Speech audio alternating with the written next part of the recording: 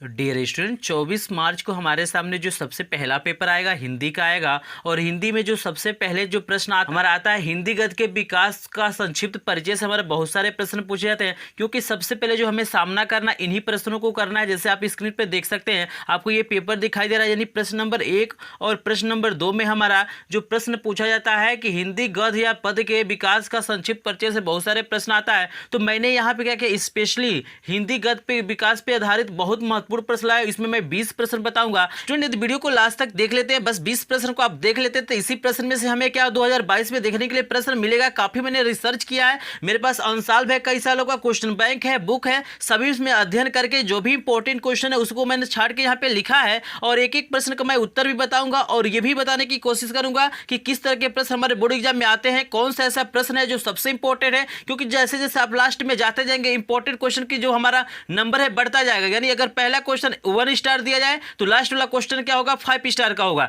तो बिल्कुल महत्वपूर्ण वीडियो होने वाला है। अगर वीडियो पसंद आएगा तो एक बार लाइक कर दिएगा, चैनल पे रहेंगे तो चैनल को सब्सक्राइब भी करिएगा, क्योंकि इसके बाद आपको जो वीडियो मिलेगा वो हमारा पद पे आधारित मिलेगा, यानी हिंदी पद के विकास का संक्षिप्त परिचय पर आधारित जितने भी प्रश्न है नेक्स्ट वीडियो में मैं बताऊंगा। तो चलिए देखते हैं इन प्रश्नों का उत्तर क्या होता है और किस तरह के प्रश्न हमारे 2022 में पूछे जाएंगे।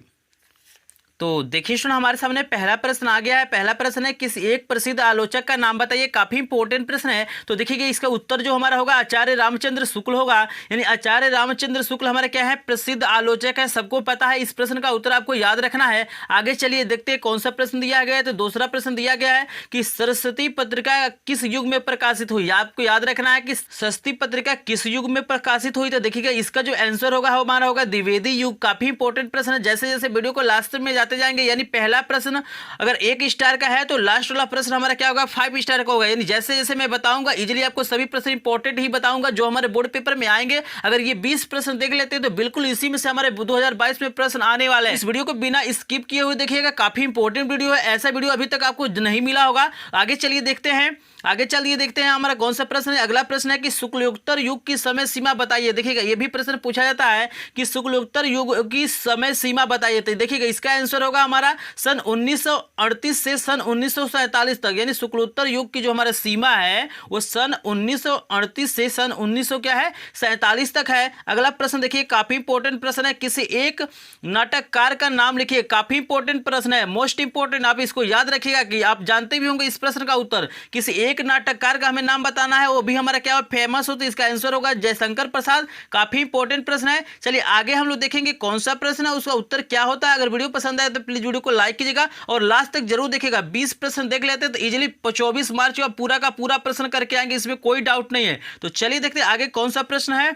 देखिए अगला जो प्रश्न हमारा है, जयशंकर प्रसाद के किसी 2 नाटकों का नाम बताइए। काफी इंपॉर्टेंट है और इस तरह के प्रश्न हमारे बोर्ड एग्जाम में पूछे जाते हैं। तो स्टूडेंट वीडियो के लास्ट में आपको टिप्स जरूर देंगे। यहाँ पे सबसे पहले प्रश्नों को हम लोग देखते हैं जो काफी इंपॉर्टेंट है। तो जयशंकर प्रसाद के 2 नाटकों का नाम यहाँ पे इजीली आपको दिखाई दे रहा है कि चंद्रगुप्त है और हमारा क्या है, स्कंदगुप्त। तो इसी को पूछता है कि ऐतिहासिक नाटकों का नाम बताइए। तो ये भी हमारा क्या हो जाएगा, ऐतिहासिक में भी हमारा क्या हो जाएगा, चंद्रगुप्त और स्कंदगुप्त हो जाएगा। तो इसको भी आपको याद रखना है। एक ही प्रश्न को कई तरीके से पूछा जाता है। अगला प्रश्न देखिए काफी इंपॉर्टेंट है कि लिखा हुआ है कि किसी एक कहानीकार का नाम तथा कहानी का नाम बताइए। इस तरह से प्रश्न पूछे जाते हैं स्टूडेंट। कहानीकार का भी नाम पूछ देता है और उनका एक कहानी भी पूछ देता है, जो हमने लिखे हैं कहानी उसको भी पूछ लेता है। तो यहाँ पे देखिए आंसर होगा मुंशी प्रेमचंद्र। और इन्होंने कौन सी कहानी लिखी है सबसे फेमस, पंच परमेश्वर। आप लोग पढ़े भी होंगे कि मुंशी प्रेमचंद्र का जो हमारा पंच परमेश्वर है काफी इंपॉर्टेंट होता है। तो इसको भी आपको याद रखना है। अगला प्रश्न देखिए 7 नंबर प्रश्न दिया हुआ है, सेवा सदन तथा गोदान के लेखक का नाम बताइए। सेवा सदन तथा गोदान के लेखक का नाम बताइए। काफी इंपॉर्टेंट प्रश्न है और बहुत बार ये प्रश्न पूछा जाता है।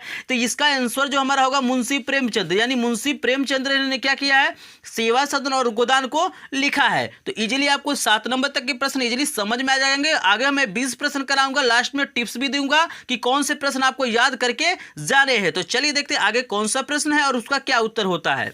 तो देखिए सुना, हमारा जो प्रश्न नंबर 8 है वो दिया हुआ है, किसी एक प्रसिद्ध उपन्यास लेखक का नाम लिखिए। यहाँ पे देखिए जो प्रश्न पूछा जाता है उसमें उपन्यास लेखक का भी नाम पूछ देता है और पूछ देता है कि किसी एक उपन्यास का नाम भी बताइए। तो दोनों तरह के प्रश्न आ सकते हैं, उपन्यास का नाम भी पूछ सकता है, लेखक का नाम पूछ सकता है, या दोनों पूछ सकता है। तो इसका जो आंसर है, यानी जो सबसे प्रसिद्ध लेखक है वो हमारे क्या है, यहाँ पे उपन्यास लेखक मुंशी प्रेमचंद्र है और इनका जो मतलब उपन्यास है वो क्या है, गोदान है। सबसे फेमस क्या है, यही है। तो यहाँ हो गया 8 प्रश्न। हम क्या करेंगे 20 प्रश्न देखेंगे और जैसे जैसे प्रश्न आते जाएंगे इंपॉर्टेंट का इसका स्टार बढ़ता जाएगा, यानी जो भी लास्ट वाले प्रश्न है काफी इंपॉर्टेंट हो गए। तो यह इस वीडियो को लास्ट तक जरूर, मैं बिल्कुल यहाँ पे मैं आपको बता दूं कि काफी इंपॉर्टेंट प्रश्न है, क्योंकि मैंने बहुत रिसर्च किया उसके बाद इस वीडियो को मैं बना रहा हूं। तो ये स्पेशली गद्य पे है। नेक्स्ट जो मेरा वीडियो आएगा अगर आप कमेंट करेंगे तो बिल्कुल मैं क्या करूंगा, पद पे भी मैं वीडियो आपको प्रोवाइड कर दूंगा। तो चलिए देखते हैं आगे कौन सा प्रश्न है और उसका सोल्यूशन क्या होता है। तो देखिए हमारे सामने प्रश्न नंबर 9 भी आ चुका है। ये पूछ रहा है कि भूले बिसरे चित्र के रचनाकार का नाम बताइए,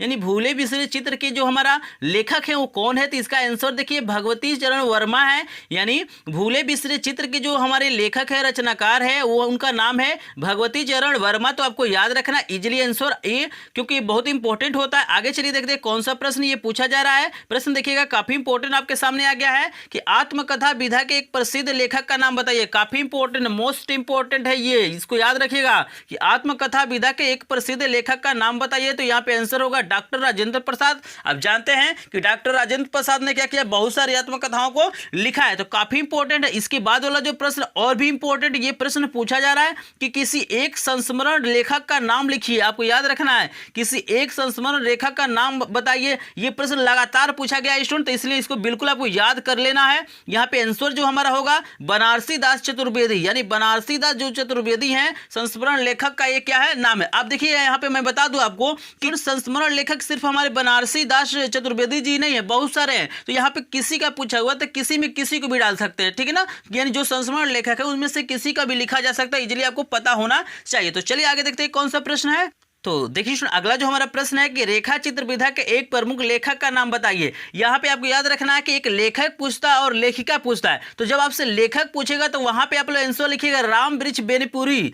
आपको जब लेखक पूछेगा तो लिखना है राम वृक्ष बेनीपुरी, और वहीं लेखिका पूछ देगा तो आपको लिखना है महादेवी वर्मा। तो इजिली आपको पता चल गया, यहाँ पे दोनों चीजें मैंने बता दिया। लेखिका पूछता है तो महादेवी वर्मा को लिखिए, क्योंकि हमारा क्या है ये श्रीमती महादेवी वर्मा है और ये श्री राम वृक्ष बेनीपुरी जी है। तो इजिली आपको पता चल के काफी इंपॉर्टेंट प्रश्न है। अगला जो प्रश्न है काफी इंपॉर्टेंट है। ये पूछा जाता है कि किसी एक रिपोर्टाज लेखक का नाम बताइए। तो देखिए इसका जो आंसर हमारा होगा विष्णु प्रभाकर। विष्णु प्रभाकर यही क्या हो जाएगा, इसका आंसर हो जाएगा। तो इसको भी आपको सिंपली याद रखना है। आगे चलिए मोस्ट इंपॉर्टेंट क्वेश्चन आने वाला है। ये प्रश्न है किसी एक एकांकीकार का नाम लिखिए, यानी जो हमारे मोस्ट यानी फेमस जो हमारे क्या है एकांकीकार है उनका नाम बताना। तो आप सभी लोग जानते होंगे उनका नाम है डॉक्टर राम कुमार वर्मा। इन्होंने क्या लिखा है, फेमस जो लिखा हुआ है दीपदान लिखा हुआ है, सबको पता है। ये भी बहुत बार एग्जाम में पूछा था, इसीलिए यहाँ पे मोस्ट इंपोर्टेंट लिखा गया है। और बिल्कुल ये जो भी प्रश्न है काफी रिसर्च करने के बाद मैंने लाया है, तो बिल्कुल ये बोर्ड एग्जाम में देखने के लिए आपको मिल ही जाएंगे। अगर 20 प्रश्न देखते हैं तो इजीली सभी प्रश्नों को आप लोग सॉल्व कर सकते हैं।